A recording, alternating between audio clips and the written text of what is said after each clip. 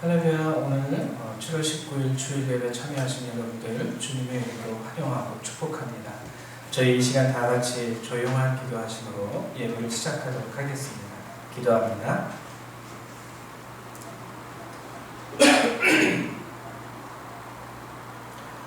새 노래로 여호와께 찬송하라. 그는 기이한 일을 행하사 그의 오른손과 거룩한 팔로 자기를 위하여 구원을 베푸셨음이로라. 여호와께서 그의 구원을 알게 하시며 그의 공의를 뭇 나라의 목전에서 명백히 나타내셨도다. 아멘. 사랑과 은혜가 많으신 주님 감사합니다. 오늘도 이 거룩한 날 저희들이 이렇게 주님 앞에 함께 모여 하나님 예배 드릴 수 있도록 도와주시고 주의 말씀을 나누며 우리를 향한 주의 뜻을 깨닫게 하심을 참으로 감사드립니다. 오늘 이 시간 저희가 이제 예배를 시작하려 하오니 주님 함께하여 주시고 하나님 은혜와 사랑으로 우리를 품어주시며 온전한 마음으로 우리 모든 성도님들 주님 앞에 나아갈 수 있도록 도우시고 축복하여 주시옵소서. 주 예수님의 이름으로 기도했습니다. 아멘. 우리 다 같이 사도신경으로 신앙 고백 함께 주님 앞에 하도록 하겠습니다. 신앙 고백합니다. 나는 전능하신 아버지 하나님 천지의 창조주를 믿습니다. 나는 그의 유일하신 아들 우리 주 예수 그리스도를 믿습니다. 그는 성령으로 잉태되어 동정녀 마리아에게서 나시고 본디오 빌라도에게 고난을 받아 십자가에 못 박혀 죽으시고 장사된 지 사흘 만에 죽은 자 가운데서 다시 살아나셨으며 하늘에 오르시어 전능하신 아버지 하나님 우편에 앉아 계시다가 거기로부터 살아있는 자와 죽은 자를 심판하러 오십니다. 나는 성령을 믿으며 거룩한 공교회와 성도의 교제와 죄를 용서받는 것과 몸의 부활과 영생을 믿습니다. 아멘. 우리 찬송가 3장 함께 찬양합니다.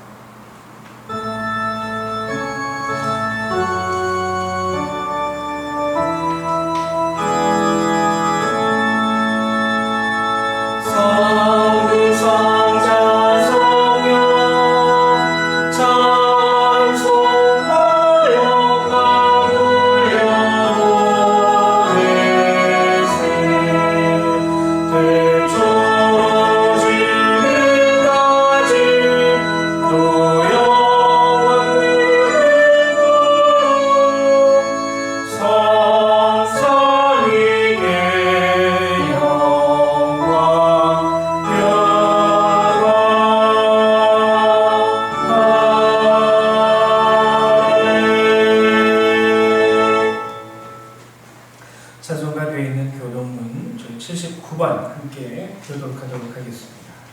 교독문 79번 요한복음 15장입니다. 요한복음 15장 교독문 79번입니다. 우리 다 같이 찾으신 줄로 알고 함께 교독합니다. 나는 포도나무요 너희는 가지라. 그가 내 안에 내가 그 안에 거하면 사람이 열매를 많이 맺나니 나를 떠나서는 너희가 아무것도 할 수 없음이라.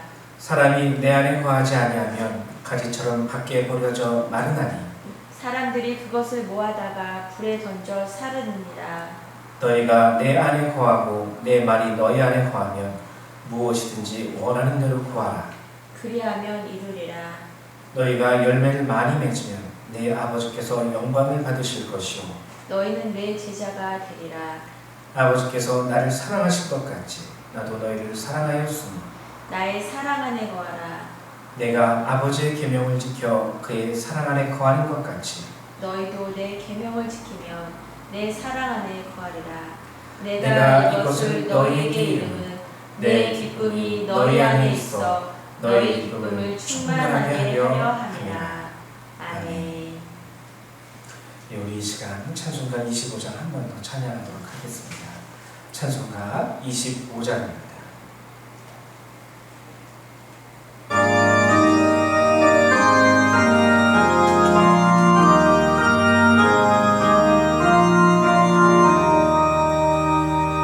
멸관 벗어서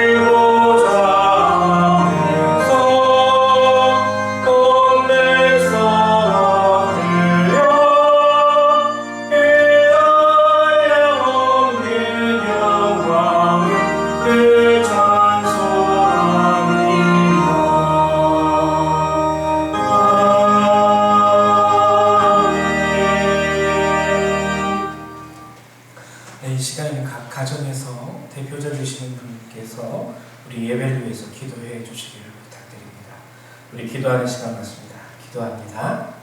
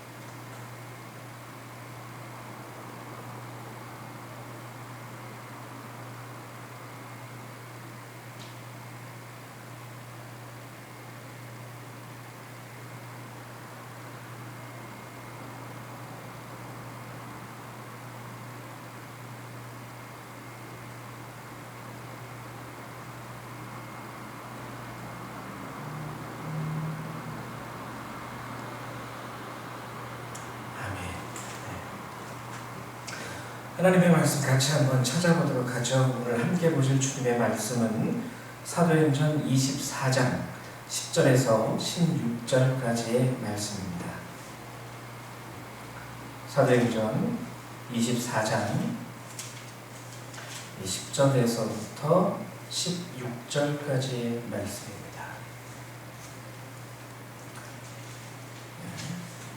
다 찾으신 줄로 알고 저희 한 절씩 같이 교독하도록 하죠. 제가 먼저 교독합니다. 총독이 바울에게 머리로 표시하여 말하라 하니 그가 대답하되 당신이 여러 해 전부터 이 민족의 재판장 된 것을 내가 알고 내 사건에 대하여 기꺼이 변명하나이다.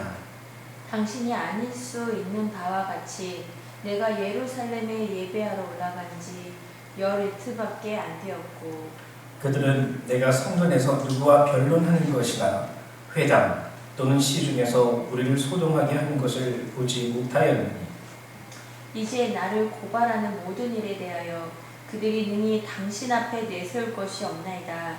그러나 이것을 당신께 고백하리이다.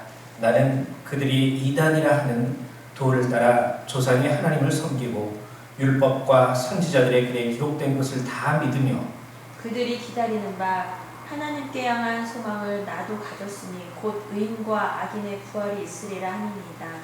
이것으로 말미암아 나도 하나님과 사람에 대하여 항상 양심에 거리낌이 없기를 힘쓰나이다. 예, 아멘. 아멘. 네.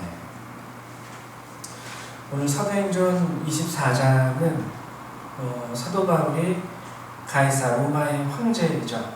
가이사에게 가기 전 총독 앞에서 자신의 믿음과 신앙을 고백하는 것. 오늘 성경 본문에 보면 이제 변명하나이다라고 바울이 고백을 했지만 이것은 바울의 신앙 고백입니다. 내가 어떻게 예수님을 믿고 예수님을 믿으면서 어떠한 삶의 자세를 가지고 살아왔는지를 밝히 말하는 것이죠. 이 유대 총독 벨릭스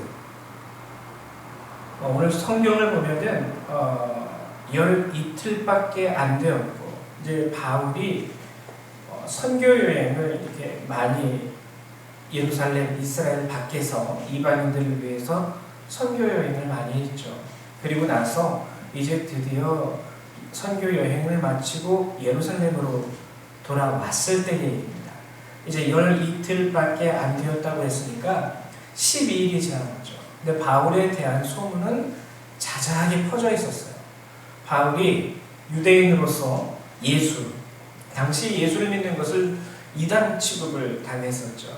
그래서 예수님에 대해서 그리고 복음에 대해서 널리 전파하는 것, 이것이 소문이 나고 이 예루살렘 안에 이스라엘 안에 있는 유대인들, 서기관들과 제사장들과 바리새인들의 귀에도 들어왔습니다. 어떻게 해서도 보고가 되었겠죠. 그래서 바울은 한마디로 말하면 역적이 되었었죠. 그래서 바울이 예루살렘에 들어왔다라는 소식을 접하자마자 대제사장들과 서기관들, 바리새인들은 그를 바로 잡아서 죽이려고 합니다. 그래서 오늘 성경에 나와 있듯이 총독에게까지 이렇게 고발을 당해서 오게 된 것이죠.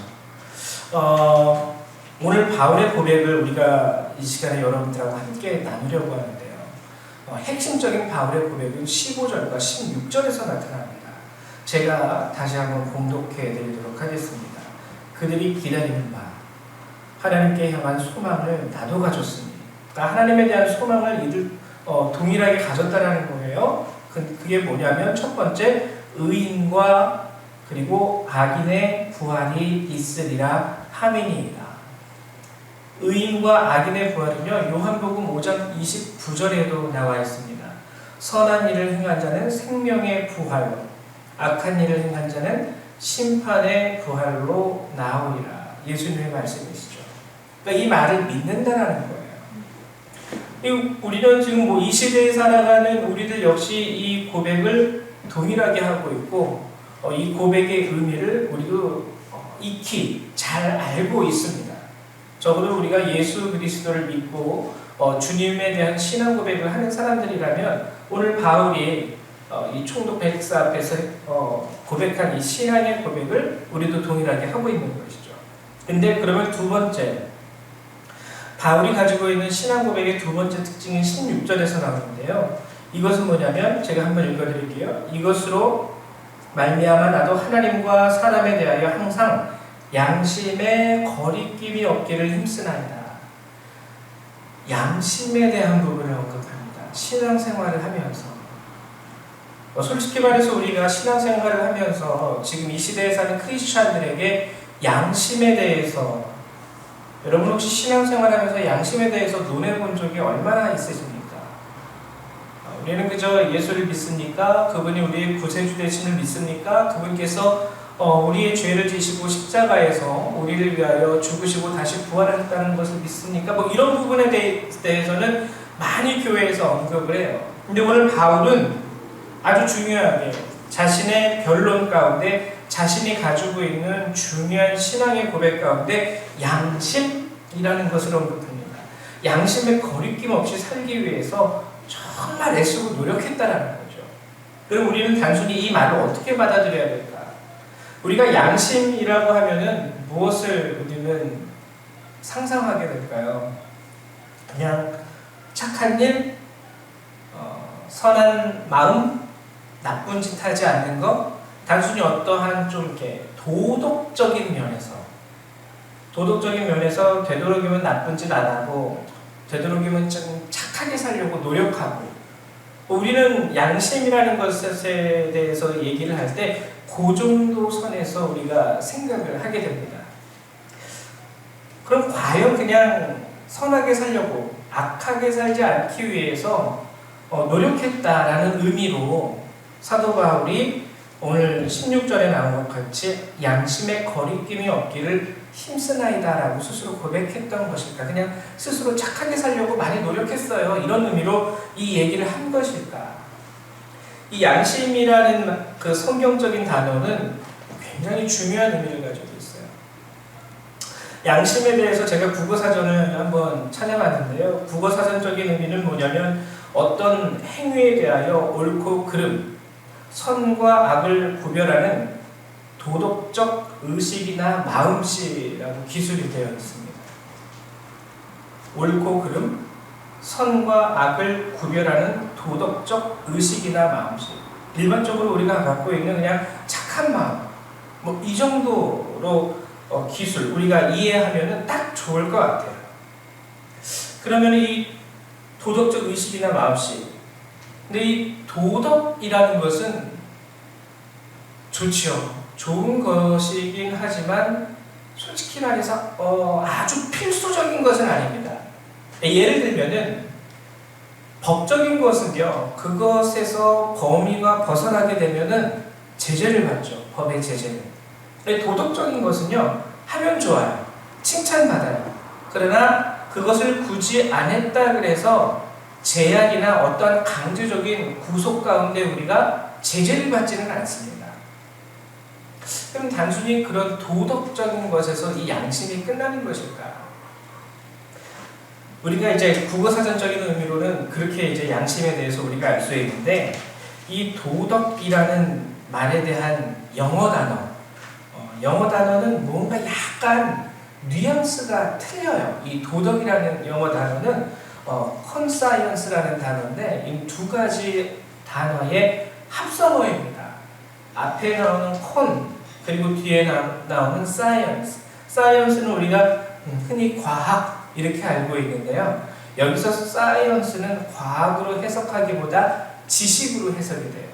그리고 앞에 나오는 콘이라는 것은 뭐뭐와 함께라는 의미입니다. 즉 지식과 함께하는 것이 양심이라는 뜻이에요. 영어 단어에서는.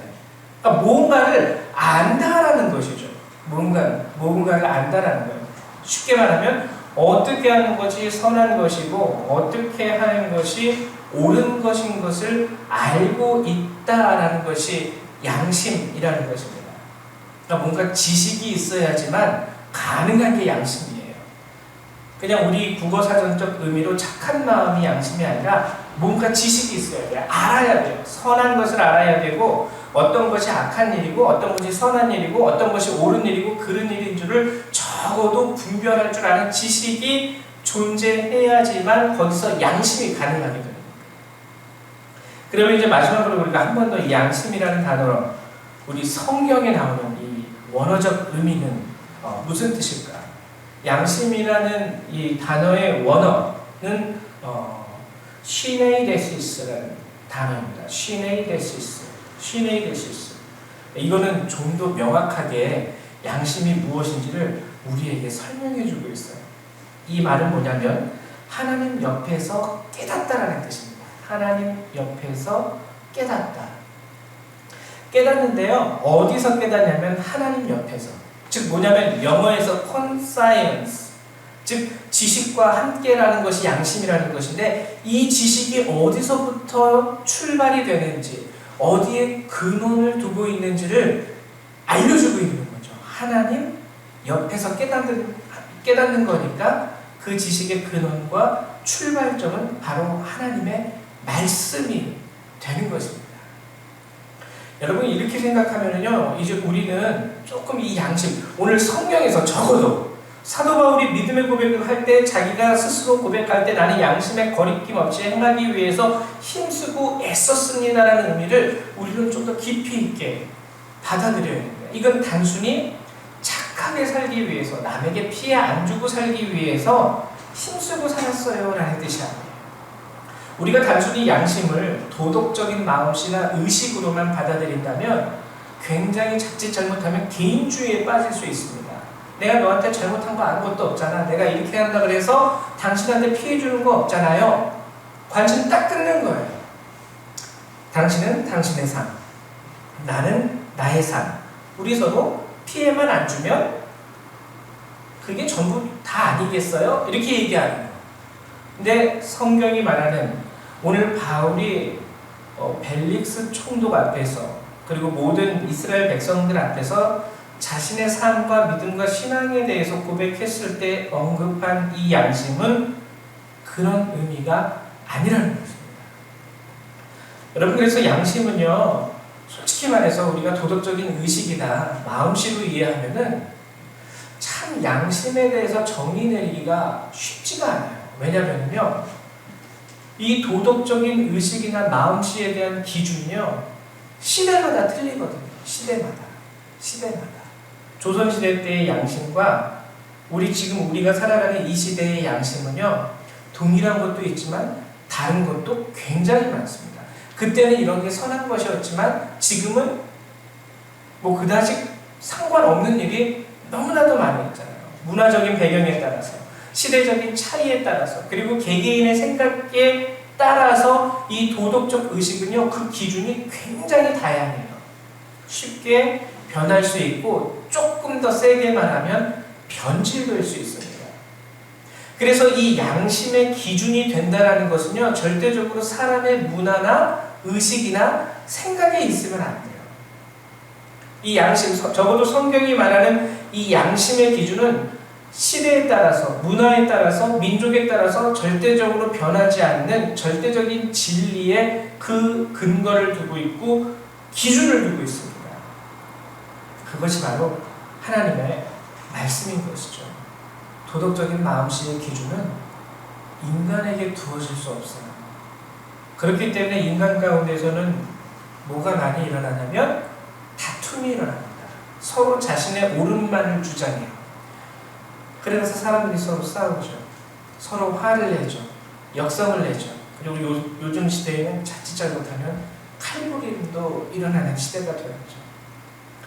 양심의 기준, 선과 악, 옳고 그름을 판단할 수 있는 그 도덕적인 마음씨에 대한 기준을 사람에게 두면 다툼이 일어납니다. 네가 옳았네, 내가 옳았네, 이렇게 해야 되는 거 아니냐, 저렇게 해야 되는 거 아니냐 그러면서 서로 싸워요. 그렇기 때문에 성경은요, 성경적인 관점에서 보면 양심의 기준을 절대적으로 사람에게 두지 않습니다. 양심이라는 이 단어의 원어적 의미도요, 하나님 옆에서 깨닫는 거예요. 어떠한 현자도 아니고 어떠한 지식인도 아닙니다. 아무리 우리가 착하고 선하고 선하다라고 판단할 수 있는 사람이라 할지라도 그 사람에게 양심의 기준을 두지 않아요. 성경에서 말하는 이 양심의 기준은 절대적으로 시대와 문화와 민족과 개개인의 생각에 따라서 변할 수 없는 하나님의 말씀에 근거하고 있다는 것이죠. 이것이 바로 시네이 데시스라는 단어예요. 양심. 그러면은 이 양심에 따라 사는 삶이 우리에게 왜 중요한 것일까? 왜 이토록 사도 바울은 이 양심에 따라서 조금도 거리낌이 없이 살기 위하여 애쓰고 노력했던 것일까? 여러분, 이 양심이 가지고 있는 중요한 의미가 있습니다. 히브리서 10장 2절에는요 이러한 말씀이 있어요. 그렇지 아니하면 섬기는 자들이 단번에 정결하게 되어 다시 죄를 깨닫는 일이 없으리니. 여기서도 보면은, 이 문장에서도 원어로 보면은 시네이 데시스라는 말이 나옵니다. 아까 제가 언급했던 양심이라는 단어죠. 근데 여러분, 제가 지금 방금 읽은 그 구절에서 양심이라는 단어를 찾으셨습니까? 다시 한번 읽어드릴게요. 그렇지 않냐면 섬기는 자들이 단번에 정결하게 되어 다시 죄를 깨닫는 일이 없으리. 양심이라고 해석된 단어가 없죠. 어떻게 보면 정결하다라는 단어 아니에요? 이렇게 얘기하실 수 있겠는데, 오늘 함께 읽은 히브리서 10장 2절에서 시네이 데시스라는 단어는 바로 무엇이냐면 죄를 깨닫다라는 단어로 해석이 되었습니다. 이 양심의 첫 번째 역할이에요. 양심의 첫 번째 역할은 뭐냐면요, 기능이라고 할 수 있겠죠. 죄에 대한 깨달음을 줘요. 이게 양심의 첫 번째 역할입니다. 이렇게 하면은 안 되는 거구나. 하나님이 죄라고 말씀하십니다. 그래서 여러분, 그리고 이 양심은요, 참 재미있는 게 우리가 어기면 마음이 왠지 찜찜해요. 무시할 수도 있겠지만. 왜 그렇습니까? 찜찜한 이유가, 어린아이들이 부모님한테 혼나기가 두려워서 부모님을 속여서 거짓말을 할 수가 있는데요, 적어도 처음에 거짓말을 했을 때는 이 어린 심령이 두렵고 찜찜하기도 해요. 무섭기도 하고. 왜요? 죄를 깨닫게 해주는 역할이 양심이 하는 역할 중에 하나이기 때문입니다. 여러분, 이 양심은요, 우리로 하여금 죄를 깨닫게 해주는 역할을 감당해요. 양심의 또 다른 역할은 또 무엇일까? 베드로전서 2장 19절에 이런 말씀이 있습니다. 부당하게 고난을 받아도 하나님을 생각함으로 슬픔을 참으면 이는 아름다우나. 부당하게 고난을 받아도 하나님을 생각함으로 슬픔을 참으면 이는 아름다우나. 여기서도 양심이라는 단어, 즉 시네이데시스라는 단어가 나오는데 여기서는 어떻게 해석이 되었냐면 하나님을 생각함으로 해석이 되었어요. 양심의 두 번째 역할이 바로 이거예요. 우리로 하여금 선하신 하나님의 뜻을 알게 하고 그 하나님을 생각하게 합니다. 하나님을 의지하게 해요. 비록 내가 이 일을 행했을 때 현실적으로 내가 피해보는 일을 당할 수는 있겠지만 그럼에도 불구하고 하나님께서 원하시는 일 그리고 하나님을 생각하게 하고 하나님이 그러므로 우리 마음 가운데서 역사하게 하시는 거예요. 여러분 이렇게 보면은요 양심은 하나님 음성의 통로입니다. 통로. 우리로 하여금 하나님께서 기뻐하시는 일이 무엇인 줄 알게 하시고 우리로 하여금 죄된 일이 어떠한 것인지를 알게 해주는 하나님의 음성이요 우리 마음 가운데 있는 양심을 통해서 우리에게 전달이 되어지는 거예요. 그게 바로 성경에서 말하는 양심의 정체입니다. 여러분 이 양심은요 하나님의 형상이에요. 우리가 태초에 하나님께서 사람을 창조하셨을 때 하나님의 형상대로 사람을 창조하였다라는 사실을 수없이 들어왔습니다. 저는 어렸을 때 하나님의 형상대로 사람을 창조하셨다라는 뜻을 손가락 5개, 코, 눈 2개, 귀 뭐 이런 것으로만 생각을 했어요. 어렸으니까. 근데 나중에 크면서 깨달았어요. 아, 원숭이도 손가락 5개잖아요. 그렇죠? 원숭이도 저희처럼 코가 가운데 있고 눈이 2개입니다. 그럼 원숭이도 하나님의 형상대로 창조받은 건 아닐까? 나이가 어린 학생 때 저는 이런 생각도 해보기도 했습니다. 근데 나중에 깨달았죠. 아, 하나님의 형상이라는 것이 외모를 말하는 것이 아닌가. 물론 외모도 포함되겠지만 인간이 가지고 있는 내면의 아주 특징적인 모습. 그 중에 하나가 양심이죠. 사자, 호랑이, 양심 없어요. 배고프면은요, 살아있는 동물도 죽여서 먹어야 돼요. 저희가 어항에 거북이를 키우는데, 거북이 2마리를 키웠습니다. 이 거북이가 근데 커졌죠.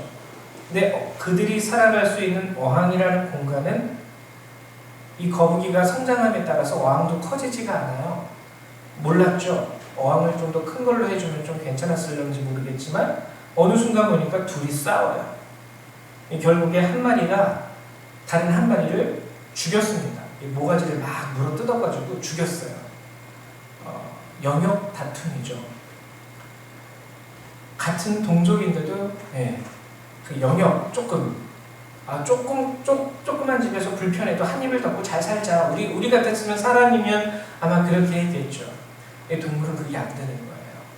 내 영역 안에 또 다른 동일한 개체가 들어오는 것을 허락하지 않습니다. 그것이요 성체이건 새끼이건 상관없어요.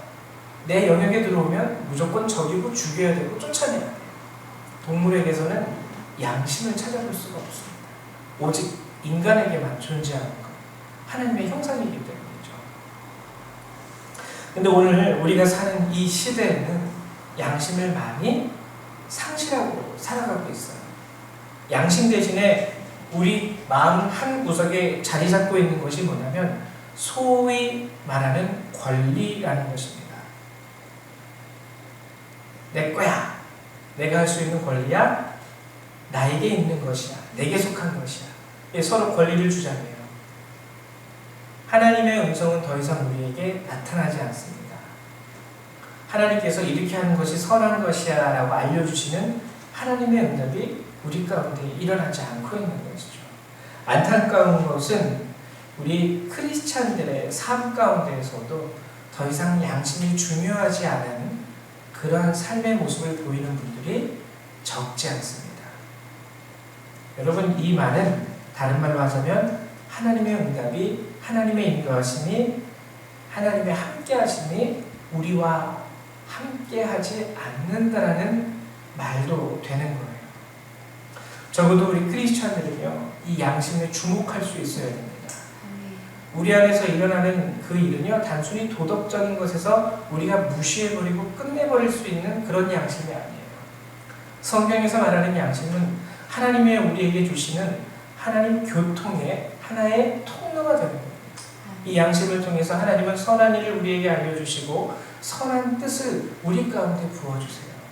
하나님의 음성을 듣는다는 것은 우리가 기도할 때 초자연적인 현상으로 인해서 갑자기 하늘에서 울리는 어떠한 우렁찬 음성을 듣는다는 게 하나님의 음성을 듣는다는 것의 전부가 아닙니다. 하나님은요, 우리 양심을 통해서 잔잔하게 말씀하세요. 나는 내가 이렇게 했으면 좋겠다. 나는 네가 이렇게 했으면 기쁠 것 같아. 그래서 가끔가다가 그렇게 하지 못할 때 우리 마음 가운데 죄책감도 얹혀주실 때도 있고요. 왠지 모르게 크게 잘못한 거 없는데도 우울한 감정이 들 때도 있어요. 왜요? 하나님의 음성대로 따라 살지를 못했기 때문에. 여러분, 이 양심이라는 것은 취사 선택의 문제가 아닙니다. 적어도 이제 예수를 알고 예수님을 믿고 살아가는 우리들에게는요, 하나님의 음성이 들려주는 통로인 것이에요. 세상 사람들은요, 양심을 무시할 수 있어요. 왜? 단순히 그냥 도덕적인 의식과 마음씨이기 때문에, 그것을 그냥 묵살한다고 해서 법적인 제재를 받지 않기 때문에, 그냥 내가 자연히 나의 권리를 행사할 수 있는 것이라면 양심의 소리를 묻혀두고 뒤로 제쳐두고 발로 차버릴 수도 있습니다. 내 권리인데 뭐 당연히 뭐 내 건데 이거에 대해서 내가 고민할 필요가 뭐가 있어? 내가 이것을 한다 그래서 뭐 저 사람들이 이렇게 되는 것까지 뭐 내가 어떻게 책임지라고? 내 권리인데 이거 당연히 내가 해도 되는 거야. 법적으로 아무 문제도 없어. 세상 사람들이 이렇게 생각해요. 그러나 주님은 그렇지 않아요. 여러분, 양심에 기울이십시오. 그 안에서 하나님의 음성이 여러분들에게 전달이 되는 것이죠. 그러나 또 우리가 알아야 되는 것은 이것은 단순히 도덕적인 의식이 아닙니다. 아까 얘기했듯이 하나님 옆에서 깨닫다라는 거예요. 우리가 하나님과 함께 하지 못한다면 결코 깨달을 수 없는 게, 가질 수 없는 게 양심의 본질입니다. 단순히 일주일 중에 하루 나와서 예배를 드리고 그 예배로 만족하고 예배 끝나면 다시 내 삶의 자리로 돌아가서 살아가는 삶의 모습 가운데에서는 하나님의 음성이 우리에게 주어지지가 않게 되죠. 여러분들이 양심을 온전히 가지고 살기 위해서는 하나님과 항상 동행하려는 스스로의 삶의 노력과 의지가 필요해요. 하나님 뜻이 무엇입니까? 물을 수 있으셔야 되고요. 하나님 우리에게 바라시는 것이 무엇인지 적어도 성경을 하루에 석 장이라도 읽어볼 수 있는 노력을 기울이셔야 합니다. 그러면 하나님이 응답하시는 거예요. 하나님이 말씀하시고 그저 먼지 가운데 이렇게 먼지만 쌓여 있었던 전화기를 청소해서 다시 그 전화기의 벨을 울리게 하시는 것처럼 우리 마음 깊은 곳에서 잠자고 있는 우리의 양심이라는 하나님의 형상을 깨우시고 일으키셔서 그 양심으로 다시 한번 우리에게 다가오시고 말씀하시고 주의 뜻을 보여주시는 것이죠. 이것이 바로 양심이 가지는 우리 그리스도인들에게 있어서 아주 중요한 양심의 본질이자 모습이라는 것. 여러분, 이 사실을 꼭 기억하셔서 하나님과 늘 동행하시기를 주의 음성을 들으시고 그리고 그 안에서 여러분들을 통하여 행하시는 하나님의 놀라운 역사를 여러분들도 꼭 체험하시기를 주님의 이름으로 축원합니다. 사도 바울처럼 항상 양심의 거리낌이 없기를 힘쓰나이다. 이것이 바로 신앙의 본질이에요. 삶의 본질. 하나님과의 교통함을 그리고 주의 뜻대로 살아가기 위함을 애썼다라는 거예요. 힘썼다라는 거예요. 이런 삶의 모습이 오늘 저와 여러분 가운데도 함께 있게 되길 주님의 이름으로 간절히 축원합니다. 아멘. 제가 기도하도록 하겠습니다. 사랑과 은혜가 많으신 주님 감사합니다. 오늘도 이 짧은 시간 우리가 비록 영상을 통하여 예배를 드리지만 이 짧은 시간 주님께서는 우리에게 또한 말씀하시고 깨닫게 하시고 알게 하신 줄 믿습니다. 하나님, 우리가 세상 사람들처럼 우리의 권리만을 찾아서 살아가는 우리의 모습, 그 가운데에서 우리는 하나님의 음성을 듣지 못하게 되었고 하나님 주신 주님의 형상인 양심이라는 것을 하나님 묵인함으로써 정말 우리 안에서 역사하시는 하나님의 음성을 무시해버리고 묵인해버리고 듣지 못하면서 살아왔던 시간과 세월이 얼마나 많은지요. 하나님 이제라도 우리를 용서하여 주시고 이제 주의 음성을 듣기 위하여 힘쓰고 애쓰는 우리 모든 성도님들 가운데 하나님 주의 뜻을 알게 하셔서 죄된 것과 선한 것을 구별할 수 있는 지식과 마음을 더하여 주시고 하나님 부당한 대우 가운데서도 하나님을 생각함으로 능히 견디고 이겨내며 하나님의 역사하심을 기다릴 수 있는 그러한 성도들이 다 될 수 있도록 도우시고 축복하여 주시옵소서. 아멘. 오늘도 우리에게 은혜 더하여 주신 주님의 은혜 감사드리며 예수님의 이름으로 기도했습니다. 아멘. 네, 우리 이 시간 찬송가 454장 함께 부르시면서 우리 주님 앞에 예물 드리도록 하겠습니다. 454장입니다.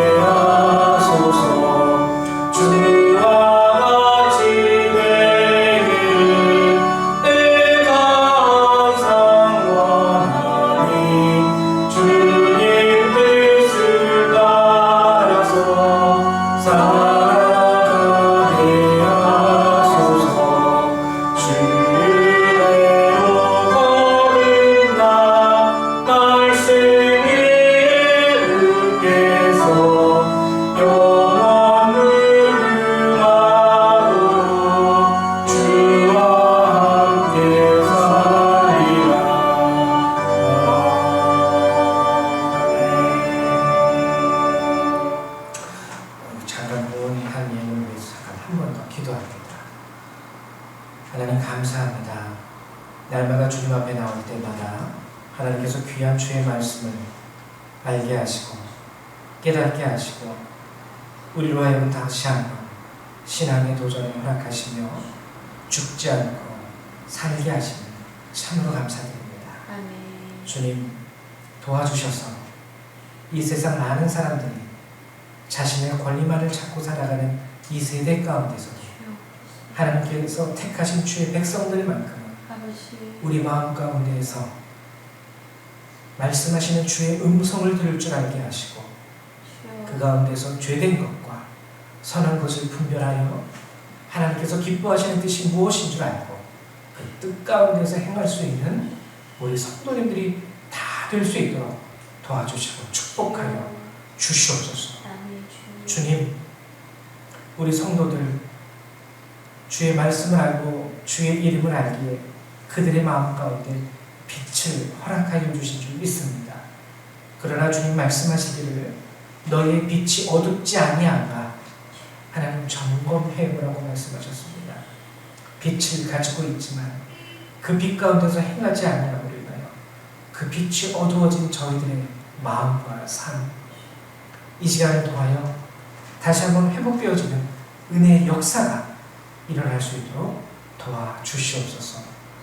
각 처에서 하나님 예배를 드리며 하나님 작은 예물을 또한 구별하여 정성스럽게 주님 앞에 드리는 우리 성도님들, 그들의 마음을 또한 받아주시고 그들의 예물을 받아주시사 그들의 삶도 그들이 드리는 그 예물도 하나님께서 기뻐 받으시는 아름다운 향기 나는 제물 되게 하여 주시옵소서. 아멘. 주 예수님의 이름으로 기도했습니다. 아멘. 네, 교회 소식은 여러분들 특별히 주보를 통해서 확인해 주시기를 부탁드리고요. 코로나 바이러스로 인해서 저희가 특별히 조심하고 있습니다. 그래서 가정에서도 꼭 이 영상으로 여러분들이 함께 예배 드려 주시기를 간절히 부탁을 드립니다. 또한 우리 토마스 형제님의 부인 되신 우리 라미나 집사님을 위해서 꼭 기도해 주셔서 항암 치료도 잘 되고 또 수술도 잘 이루어질 수 있도록 여러분들이 중보해 주시길 부탁드립니다. 예, 우리 이 시간에는 찬송가 1장 함께 찬양하시고 축도하심으로 예배를 마치도록 합니다.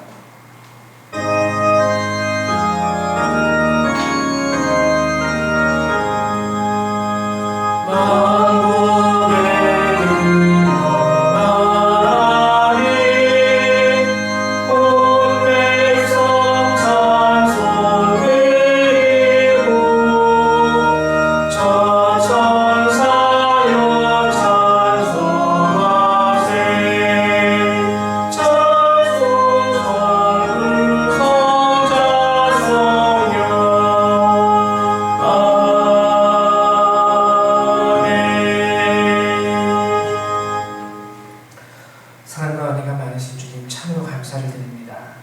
매 주마다 그리고 날마다 우리와 함께 하시고 우리에게 말씀하시는 주님, 이제 오늘 말씀을 통해서 우리가 매주 매 시간마다 우리 가운데서 말씀하시는 하나님의 음성을 온전히 들을 수 있는 주의 백성 되게 하여 주시옵소서. 아멘. 주님. 이제 이 예배를 마치고 저희 삶의 자리로 돌아갑니다.